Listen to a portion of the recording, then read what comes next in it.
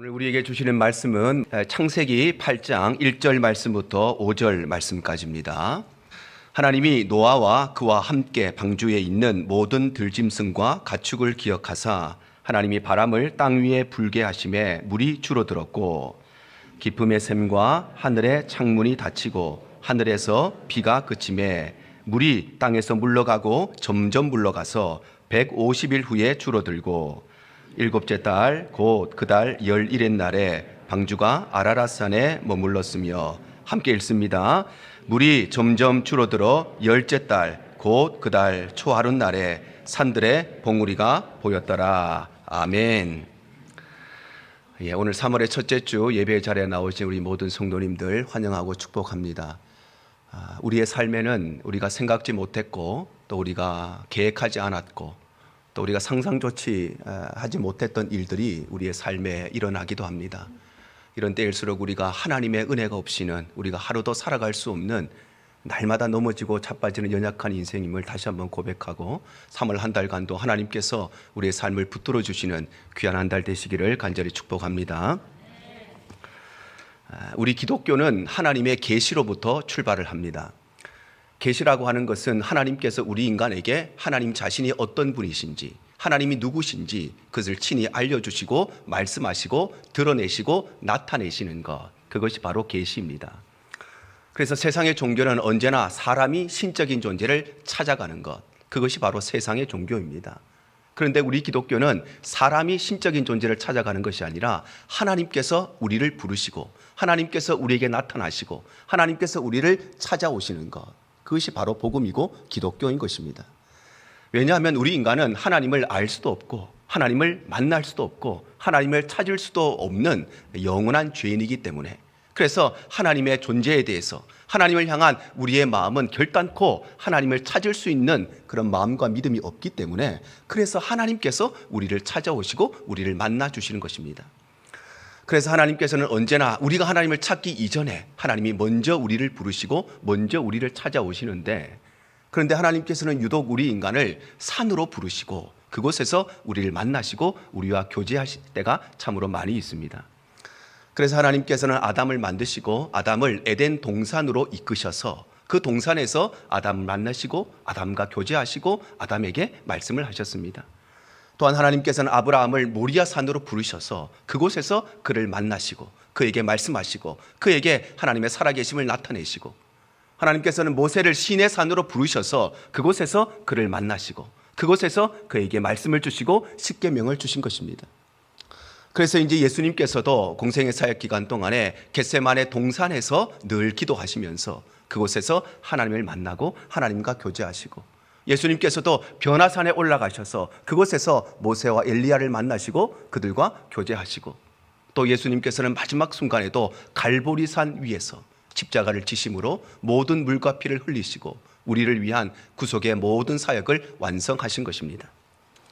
이러한 면에서 산이라고 하는 것은 하나님께서 우리를 부르시는 장소이고 하나님께서 우리를 만나 주시는 장소이고 우리에게 말씀하시는 장소를 상징하는 곳이라고 말할 수 있습니다. 그래서 하나님께서는 죄악된 이 세상을 홍수 심판으로 다 멸하시고 난 뒤에 노아의 방주를 어디에 멈추게 하시느냐? 아라랏산 위에 멈추게 하십니다. 오늘 보면 창세기 8장 4절입니다. 일곱째 달 곧 그 달 11의 날에 방주가 아라랏산에 머물렀다 말씀합니다. 바로 하나님께서는 이 세상을 물로 다 심판하신 후에 노아의 방주를 들판이 아니라 어느 건물 위가 아니라 어느 나무 위가 아니라 어느 농가 밭이 아니라 하나님은 이 방주를 아라랏 산 꼭대기에 멈추게 하셨는데, 그렇다면 중요한 것은 하나님께서 이 아라랏 산의 방주를 통해서 우리에게 어떤 메시지를 선포하고 계시는가? 첫 번째로 아라랏 산의 방주는 심판의 메시지입니다. 바로 아라랏 산의 방주는 이 죄악된 세상, 이 패역한 세대를 향한 하나님의 심판의 메시지라는 것입니다. 인류의 조상인 아담과 하와가 마귀의 유혹에 빠져서 하나님 말씀에 불순종하고 선악과를 따먹음으로써 하나님과의 관계를 파괴시키고 하나님과의 관계를 단절시키고 하나님을 떠나버림으로써 모든 인간은 죄인이 되었을 뿐만 아니라 이 사람의 죄는 모든 세상 가운데 한 걸음 한 걸음씩 파급되어져 갔습니다.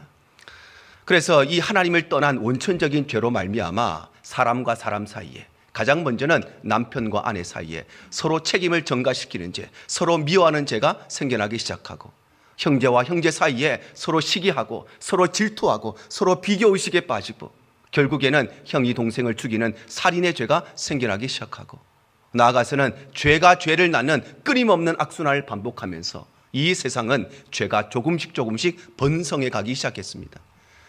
그리고 이 죄악은 노아의 시대가 되었을 때의 최고조에 이르게 됩니다. 창세기 6장 11절과 12절에 이렇게 기록을 합니다. 그때에 온 땅이 하나님 앞에 부패하여 포악함이 땅에 가득한지라.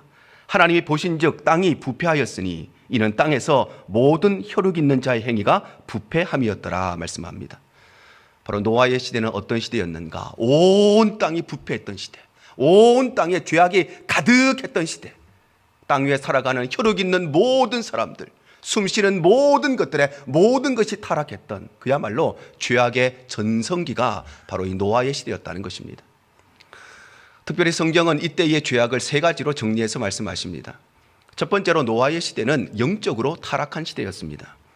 창세기 6장 1절과 2절이 이렇게 말씀합니다. 사람이 땅 위에 번성하기 시작할 때에 그들에게서 딸들이 나니 하나님의 아들들이 사람의 딸들의 아름다움을 보고 자기들이 좋아하는 모든 여자를 아내로 삼는지라 말씀합니다.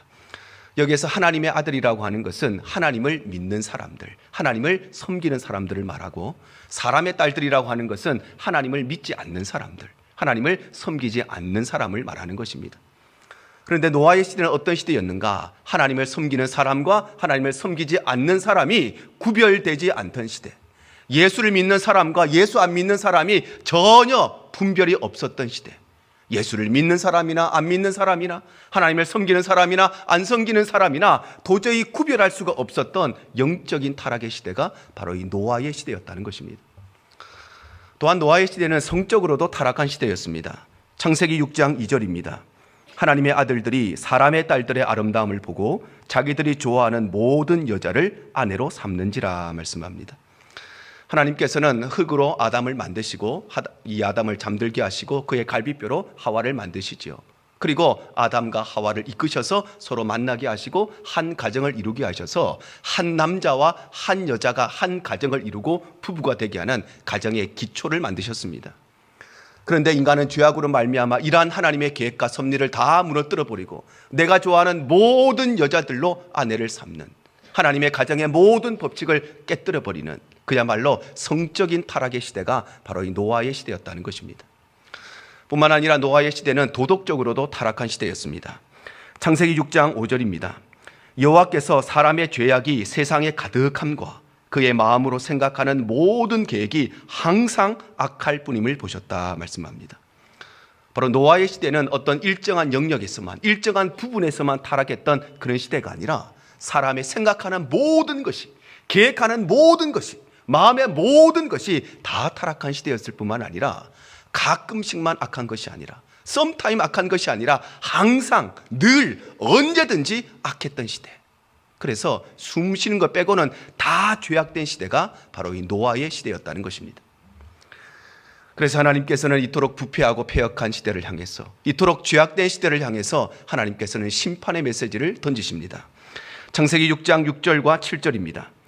땅 위에 사람 지으셨음을 한탄하사 마음에 근심하시고 이르시되 내가 창조한 사람을 내가 지면에서 쓸어버리되 사람으로부터 가축과 기는 것과 공중의 새까지 그리하리니 이는 내가 그것들을 지었음을 한탄함이니라 하시니라 말씀합니다.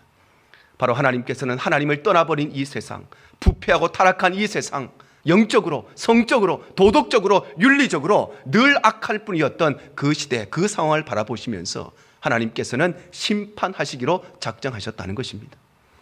하나님께서는 이 세상을 창조하시고 그토록 좋았더라, 좋았더라, 좋았더라, 그토록 심히 좋았더라 말씀하셨는데, 그렇게 좋았던 그 세상이, 그 인간이 하나님을 떠남으로 인해서 하나님은 그것들을 향해 심판을 선고하신 것입니다. 특별히 하나님께서는 홍수 심판을 예고하시면서 방주를 통해서 하나님의 심판을 말씀하십니다. 창세기 6장 13절과 14절 상반절입니다. 하나님이 노아에게 이르시되 모든 혈육 있는 자의 포악함이 땅에 가득하므로 그 끝날이 내 앞에 이르렀으니 내가 그들을 땅과 함께 멸하리라. 너는 고페르나움으로 너를 위하여 방주를 만들라 말씀합니다. 바로 하나님께서는 패역한 이 시대를 향하여서, 죄악된 세상을 향해서 하나님의 심판을 경고하시면서 노아에게 방주를 만들라고 말씀하시는 것입니다. 왜냐하면 하나님은 죄악과 함께 하실 수 없는 거룩하신 분이시기 때문에, 하나님은 죄악을 단 한순간도 용서하지 않으시고 그냥 지나치시는 법이 없으시는 공의의 하나님이시기 때문입니다. 우리는 오늘날 얼마나 하나님을 쉽게 생각합니까? 하나님이 잘못됐다고 말씀하시는데도 불구하고 그것을 선택하며 살아갑니다. 하나님의 뜻이 아닌 줄 알면서도 내 뜻을 밀어붙입니다. 그런데 그것이 하나님 앞에 얼마나 두려운 일인지를 모르고 그래서 살아가는 것이 오늘날 우리의 모습인 것입니다. 그래서 하나님께서는 오늘날도 동일하게 이 세상을 향해서, 우리를 향해서 심판의 메시지를 던지시는 것입니다. 왜냐하면 오늘날의 시대 역시도 이 땅에 죄악이 가득하고 모든 사람의 생각과 마음이 악했던 노아의 시대와 같이 오늘날의 시대는 그 노아의 시대를 뛰어넘는 죄악의 최전성기가 바로 우리가 살아가고 있는 오늘날의 시대인 것입니다. 바로 오늘날의 시대는 영적인 타락의 시대입니다. 믿는 자와 믿지 않는 자가 구별되지 않았던 노아의 시대와 같이, 믿는 자나 믿지 않는 자나 살아가는 모든 모습이 똑같았던 노아의 시대와 같이 오늘날도 우리 성도들이 세상 속에 살아가지만 세상과 동화되어서 세상과 똑같은 것, 똑같이 생각하고 똑같이 말하고 똑같이 먹고 똑같이 움직이는 것, 바로 영적 타락의 시대가 오늘날 우리가 살아가는 이 시대의 모습인 것입니다. 세상과 구별되지 못하고 하나님 앞에 거룩하고 정결하게 살아가지 못하는 것이 바로 오늘날의 모습인 것입니다. 또한 오늘날의 시대도 노아의 시대와 같이 성적인 타락의 시대이죠. 오늘날의 시대가 어떤 시대입니까? 우리가 살고 있는 이 캘리포니아를 중심으로 동성애가 판을 치는 시대가 오늘날의 시대입니다. 우리의 자녀들을 학교조차 안심하고 보낼 수 없는 시대가 오늘날의 시대이고, 오늘날은 가정의 울타리를 넘어서 외도하는 것이 더 이상 부끄러운 일도 아니고 그것이 죄가 되지도 않는 시대가 오늘날의 시대입니다. 드라마 보십시오. 외도를 해서 사랑하는 것이, 그것이 외도가 아니라, 죄가 아니라 그것이 사랑이라고 미워하고 있고, 그래서 오늘날 우리의 자녀들이 당연한 것인 줄 알고 자라가는 것이 오늘날의 세대입니다. 청년 세대들을 보면 더 이상 혼전 순결이 하나님 앞에서 당연한 일이 아니라 혼전 순결하는 사람은 아주 특이한 사람으로 취급받는 시대가 오늘날의 시대. 그래서 노아의 시대를 뛰어넘는 성적 타락의 시대가 오늘날의 시대인 것입니다. 뿐만 아니라 오늘날의 시대는 내 유익을 위해서라면, 내 이익을 위해서라면, 돈을 위해서라면 부모도 죽일 수 있고 자식도 죽일 수 있고 형제도 죽일 수 있는 도덕과 윤리의 타락의 시대가 바로 오늘날의 시대인 것입니다. 그러므로 사랑하는 성도 여러분, 오늘도 변함없이 이 시대를 향해서, 우리를 향해서 심판의 메시지를 선포하시는 하나님의 음성을 들으시기를 바랍니다. 그래서 우리가 세상과 똑같이 구별됨이 없이 살아가는 것이 아니라 세상과 다른 삶을 살아가고 하나님 앞에서 거룩하고 정결한 삶을 살아가시기를 바랍니다. 이것이 바로 우리를 향한 하나님의 메시지요, 이것이 바로 마지막 때를 살아가는 우리 성도들의 삶이 되어야 하는 것입니다. 두 번째로 아라랏산의 방주는 구원의 메시지입니다. 바로 아라랏산의 방주는 그럼에도 불구하고 이 세상을 사랑하셔서 이 세상을 향해 구원의 메시지를 주시는 하나님의 은혜의 메시지인 것입니다. 우리 하나님께서는 죄악된 이 세상을 바라보시고 부패하고 타락한 이 세상을 심판하시기로 작정하셨지만, 그럼에도 불구하고 이 세상을 사랑하셔서 여러 차례에 걸쳐서 구원의 메시지를 허락해 주셨습니다. 하나님께서 주신 첫 번째 구원의 메시지는 바로 120년이라고 하는 기간이었습니다. 창세기 6장 3절이 이렇게 기록합니다. 여호와께서 이르시되 나의 영이 영원히 사람과 함께하지 아니하리니 이는 그들이 육신이 됨이라. 그러나 그들의 날은 120년이 되리라 하시니라 말씀합니다. 바로 하나님께서는 영원히 사람과 함께하지 아니하시기로, 즉 이 땅을 멸하시기로, 심판하시기로 작정하셨지만, 그런데 120년이라고 하는 유예 기간을 주었다는 것입니다. 노아의 시대는 영적으로 타락한 시대였습니다. 성적으로 타락한 시대였습니다. 도덕적으로 타락한 시대였습니다. 윤리적으로 타락한 시대였습니다. 그래서 당장에 심판을 받아 마땅한 그런 시대였지만, 하나님께서는 그럼에도 불구하고 단 한 명도 빠짐없이 멸망을 당하지 아니하고 구원 얻기를 원하셨기 때문에 하나님께서는 120년이라고는 유예 기간을 주셔서 누구든지 이 기간 동안에 회개하고 돌아올 수 있도록 하나님께서 은혜의 시간을 허락해 주신 것입니다. 왜냐하면 하나님은 오래 참고 오래 기다리시는 분이시기 때문입니다. 베드로전서 3장 20절 상반절이 말씀하십니다. 그들은 전에 노아의 날 방주를 준비할 동안에 하나님이 오래 참고 기다리셨다 말씀하십니다. 바로 하나님은 우리를 오래 참으시고 기다리시고 기다리시고 기다리시는 분, 끊임없이 기다리시는 분. 그러나 우리가 한 가지 기억할 것은 하나님은 기다리고 기다리고 기다리시지만 그러나 영원히 기다리시지는 않으신다는 것입니다. 하나님의 두 번째 구원의 메시지는 노아의 거룩한 삶이었습니다. 창세기 6장 9절입니다. 이것이 노아의 족본이라. 노아는 의인이요 당대의 완전한 자라. 그는 하나님과 동행하였다 말씀합니다. 바로 노아의 시대는 온 땅에 부패함이 가득한 시대였고, 노아의 시대는 이 땅에 살아가는 모든 혈육 있는 자, 호흡하는 모든 자들의 생각과 마음과 모든 계획이 악했던 타락의 시대에 살았지만, 그러나 그러한 시대 속에서도 노아는 하나님과 동행하면서 세상과 구별된 삶을 살고 하나님 앞에 거룩하고 정결한 삶을 살았다는 것입니다.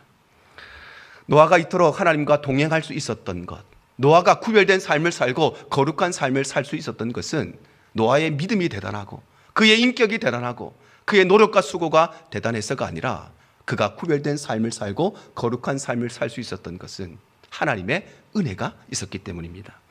창세기 6장 8절이 이렇게 말씀합니다. 그러나 노아는 여호와께 은혜를 입었더라 말씀합니다. 바로 노아는 하나님의 은혜가 있었기 때문에, 그 타락한 시대에도 하나님의 은혜가 있었기 때문에 노아는 세상과 구별되는 삶을 살 수 있었고, 하나님의 은혜가 있었기 때문에 그래서 세상과는 다른 하나님 앞에서 거룩하고 정결한 삶을 살 수 있었고, 하나님의 은혜가 있었기에 소망 없는 세상 속에서도 하나님이 주시는 은혜, 세상이 줄 수 없고 세상이 알 수 없는 하나님의 은혜 속에서 기쁨 가운데 살아갔다는 것입니다. 그래서 하나님께서는 세상과 구별되는 이 노아의 삶을 통해서 세상을 향해서 하나님의 구원의 메시지를 선포하시고, 더 많은 사람들이 노아와 같이 구원받은 백성이 되기를, 더 많은 사람들이 노아와 같이 거룩한 백성이 되기를 하나님께서는 원하신 것입니다. 하나님의 세 번째 구원의 메시지는 구원의 방주를 허락해 주신 것입니다. 창세기 6장 19절과 20절입니다. 혈육 있는 모든 생물을 너는 각기 암수 한 쌍씩 방주로 이끌어들여 너와 함께 생명을 보존하게 하되, 새가 그 종류대로 가축이 그 종류대로 땅에 기는 모든 것이 그 종류대로 각기 둘씩 내게로 나아오리니 그 생명을 보존하게 하라 말씀하십니다.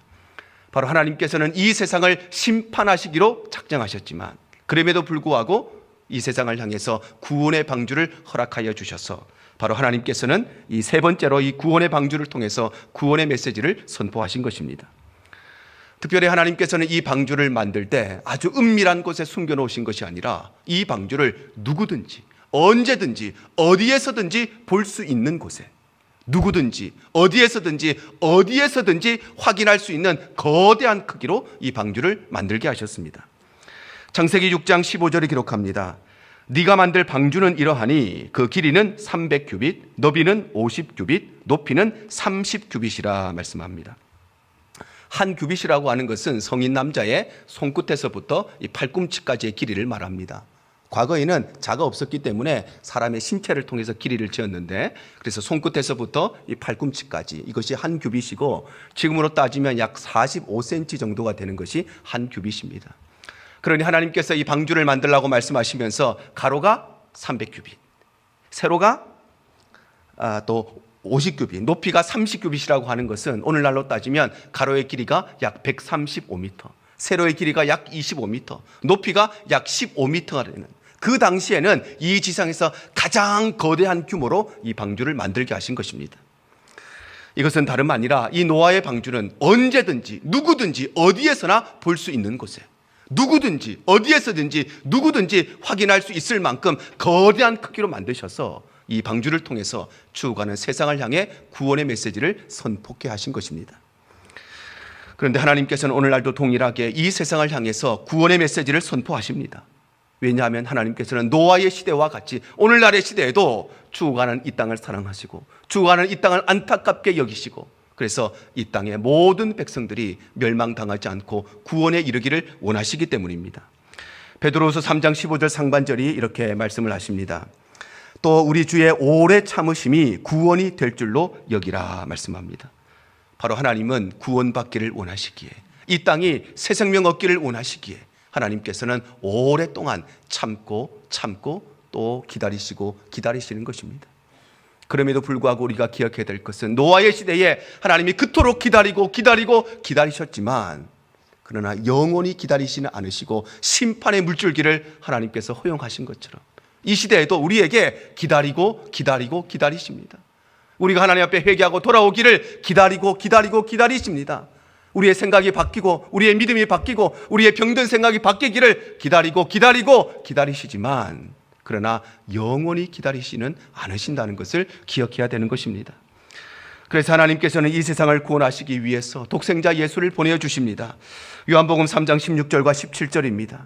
하나님이 세상을 이처럼 사랑하사 독생자를 주셨으니 이는 그를 믿는 자마다 멸망하지 않고 영생을 얻게 하려 하심이라. 하나님이 그 아들을 세상에 보내신 것은 세상을 심판하려 하심이 아니요 그로 말미암아 세상이 구원을 받게 하려 하심이라 말씀합니다. 바로 하나님께서는 이 세상이 여전히 패역한 세대요, 여전히 죄악된 세대요, 하나님을 떠나 있는 세대지만 그럼에도 불구하고 이 세대를 사랑하셔서 예수 그리스도를 이 땅에 보내주셔서 누구든지 예수를 믿는 자는 멸망당하지 않고 하나님의 은혜를 얻고 구원 얻는 복을 허락해 주신 것입니다. 뿐만 아니라 하나님께서는 오늘날 이 시대에는 이 지상에 예수 그리스도의 몸인 교회를 세우셔서 세상을 향해서 이 구원의 메시지를 선포하게 하십니다. 에베소서 1장 22절과 23절 상반절입니다. 또 만물을 그의 발 아래 복종하게 하시고 그를 만물 위에 교회의 머리로 삼으셨으니 교회는 그의 몸이라 말씀합니다. 바로 하나님께서 이 시대에는 바로 예수 그리스도의 몸인 교회를 세우셔서 우리 성도들과 우리 성도들의 가정과 몸된 교회를 통해서 여전히 죽어가는 이 세상을 향해서 하나님의 구원의 메시지를 선포하게 하시는 것입니다. 그러므로 사랑하는 성도 여러분, 오늘도 변함없이 이 세상을 사랑하시고 이 세상을 향해 구원의 메시지를 선포하시는 하나님의 음성이 우리의 마음 가운데 들려지기를 축복합니다. 그래서 우리 개개인이, 그래서 우리의 가정이, 그래서 우리의 교회가 믿지 않는 우리 가족들로부터, 믿지 않는 우리 형제들로부터, 믿지 않는 우리의 이웃들을 구원해내는 구원의 방주의 사명을 감당하실 수 있기를 축복합니다. 이것이 바로 아라랏산의 방주를 통해서 우리에게 말씀하시는 하나님의 구원의 메시지인 것입니다. 세 번째로 아라랏산의 방주는 주권의 메시지입니다. 바로 아라랏산의 방주는 이 세상을 소유하신 주인이 누구신가, 이 세상을 다스리시고 통치하시는 주권자가 누구신가를 분명하게 말씀하시는 하나님의 주권적인 메시지라는 것입니다. 하나님께서는 패역한 이 세대, 죽어가는 이 세대, 죄악된 세상을 심판하시는 것을 누구와도 상의하지 않으시고 하나님이 주권적으로 직접 결정하셨습니다. 왜냐하면 하나님은 이 모든 세상 만물의 창조자가 되시고 주인이 되시기 때문입니다. 창세기 1장 1절이 말씀하죠. 태초에 하나님이 천지를 창조하시니라 말씀합니다. 바로 하나님만이 온 세상 만물의 창조자시고 그래서 온 세상 만물은 하나님의 소유이기 때문에 하나님은 세상을 만드실 수도 있고 폐하실 수도 있는 분이시고 하나님은 세상을 복주실 수도 있고 세상을 심판하실 수도 있는 주권자가 바로 하나님이시라는 것입니다. 그래서 하나님께서는 심판의 때 언제 심판할 것인가 하나님이 직접 결정하십니다. 창세기 6장 3절입니다. 여호와께서 이르시되 나의 영이 영원히 사람과 함께하지 아니하리니 이는 그들이 육신이 됨이라. 그러나 그들의 날은 120년이 되리라 하시니라 말씀합니다. 바로 하나님은 세상을 심판하시기로 작정하셨는데 언제 심판하실 것인가? 120년이 지나면 심판하실 것이라고 하는 이 심판의 때도 하나님은 누구와 상의하지 않으시고 하나님이 주권적으로 이 일을 결정하셨다는 것입니다. 또한 하나님은 심판의 방법도 친히 결정하십니다. 창세기 6장 17절입니다. 내가 홍수를 땅에 일으켜 무릇 생명의 기운이 있는 모든 육체를 천하에서 멸절하리니 땅에 있는 것들이 다 죽으리라 말씀합니다. 바로 하나님께서는 이 세상을 심판하시는데 어떻게 심판하실 것인가 그 방법, 바로 홍수를 통해서 이 땅의 모든 것들을 멸절시키겠다는 이 심판의 방법도 하나님께서 직접 주권적으로 결정하십니다. 뿐만 아니라 하나님은 심판의 기간도 직접 결정하셨습니다. 창세기 7장 4절입니다. 지금부터 7일이면 내가 40주야를 땅에 비를 내려 내가 지은 모든 생물을 지면에서 쓸어버리리라 말씀합니다. 바로 하나님은 이 세상을 심판하시되 얼마의 기간을 통해서 이 땅을 심판하실 것인가? 40일의 홍수의 기간을 통해서 이 땅을 심판하실 것이라는 심판의 기간도 하나님이 직접 결정하신 것입니다. 이처럼 하나님께서는 이 세상을 심판하시기로 친히 결정하시고 심판의 때도 심판의 방법도 심판의 기간도 하나님이 홀로 독단적으로 결정하시는데, 이것은 다름 아니라 하나님만이 온 세상 만물의 창조자이시고 주권자이시기 때문에 하나님은 이 일을 홀로 주관하시는 것입니다. 또 하나님은 그럼에도 불구하고 이 세상을 사랑하시고 이 세상을 구원하시는 것도 누구와 상의하지 않으시고 하나님은 주권적으로 이 일을 결정하십니다. 바로 하나님은 이 세상을 심판하시는 것도 이 세상을 구원하시는 것도 하나님의 손에 있음을 우리가 기억해야 되는 것입니다. 그래서 하나님은 구원의 방법을 친히 결정하십니다. 창세기 6장 14절과 16절입니다. 너는 고페르 나무로 너를 위하여 방주를 만들되 그 안에 칸들을 막고 역청을 그 안팎에 칠하라. 네가 만들 방주는 이러하니 그 길이는 300규빗, 너비는 50규빗, 높이는 30규빗이라. 거기에 창을 내되 위에서부터 한 규빗에 내고 그 문은 옆으로 내고 상중하 3층으로 할지니라 말씀합니다. 바로 하나님께서는 세상을 구원하시되 어떻게 구원하실 것인가? 바로 방주를 만들어서 이 땅을 구원하실 것이라는 구원의 방법도 하나님이 직접 결정하십니다. 그리고 이 방주를 만들 때도 그냥 던져주시는 것이 아니라 이 방주를 어떤 나무로 만들 것인지, 무엇을 칠할 것인지, 그 길이와 그 높이와 그 넓이를 얼마나 할 것인지, 그 규모를 어떻게 하여서 몇 층으로 만들 것인지, 창문을 어떻게 낼 것인지, 하나님께서는 구원의 도구인 이 방주에 대해서 아주 세밀하게 일일이 하나님께서 모든 것을 다 결정하신 것입니다. 또한 하나님은 구원의 범주도 결정하십니다. 창세기 7장 2절과 3절입니다. 너는 모든 정결한 짐승은 암수 7씩, 분영한 것은 암수 2씩을 내게로 데려오며 공중의 새도 암수 7씩을 데려와 그 씨를 온 지면에 유전하게 하라 말씀합니다. 바로 하나님께서는 구원의 방법, 즉 방주를 만드셨을 뿐만 아니라 이 방주에 누구를 태워야 하는지도 직접 결정하십니다. 정결한 짐승은, 또 부정한 짐승은, 하늘의 새들은 몇 마리씩 태워야 할지 하나님께서 철저하게 모든 것을 다 결정하셔서 노아에게 말씀하시는 것입니다. 뿐만 아니라 하나님은 이 모든 일들을 직접 실행하십니다. 창세기 7장 16절 하반절입니다. 하나님이 그에게 명하신 대로 들어가매 여호와께서 그를 들여보내고 문을 닫으시니라 말씀합니다. 바로 하나님께서는 방주에 생명 있는 모든, 하나님께서 계획하신 모든 것들을 태우시고 그 문을 하나님께서 직접 닫으셨다는 것입니다. 이처럼 하나님은 심판뿐만 아니라 구원하는 일에 있어서도 구원의 방법과 구원의 범주와 또 모든 일들을 실행하는 것이 하나님이 친히 이 모든 것들을 행하셨다는 것입니다. 왜냐하면 하나님은 온 우주 만물의 주인이시고 통치자시고 심판자이시기 때문입니다.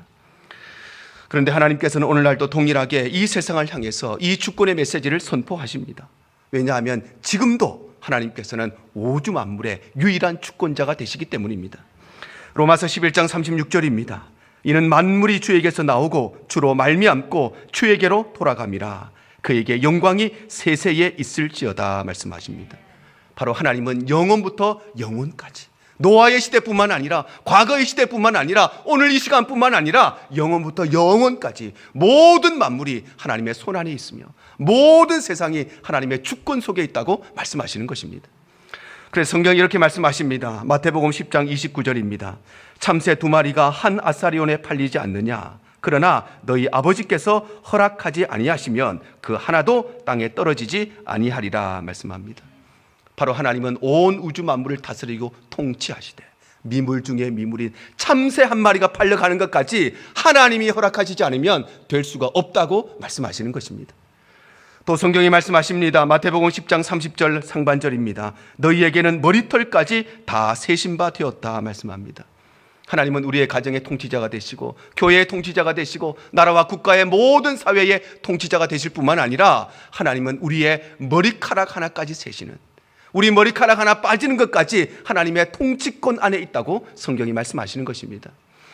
그러므로 사랑하는 성도 여러분, 오늘도 변함없이 온 우주 만물을 다스리시고 통치하시는 하나님의 주권적 메시지가 우리의 심령 가운데 들려지게 되기를 축복합니다. 그래서 우리의 삶이 하나님 앞에 겸손하고 우리의 주인 되시는 하나님 말씀에 순종하고 우리가 하나님의 은혜 없이는 살아갈 수 없음을 고백하고 하나님만 붙들고 하나님만 의지하고 살아가는 삶이 되시기를 바랍니다. 이것이 바로 아라랏산의 방주가 우리에게 선포하시는 하나님의 주권의 메시지인 것입니다. 오늘 말씀을 정리합니다. 하나님께서는 노아의 시대에는 방주를 통해서 세상을 향해서 심판의 메시지, 구원의 메시지, 하나님의 주권의 메시지를 선포하셨습니다. 그리고 오늘날 이 시대에는 믿는 우리 성도들을 통해서, 우리의 가정을 통해서, 교회를 통해서 이 세상을 향해서 심판의 메시지를 선포하시고 구원의 메시지를 선포하시고 하나님의 주권의 메시지를 선포하시는 것입니다.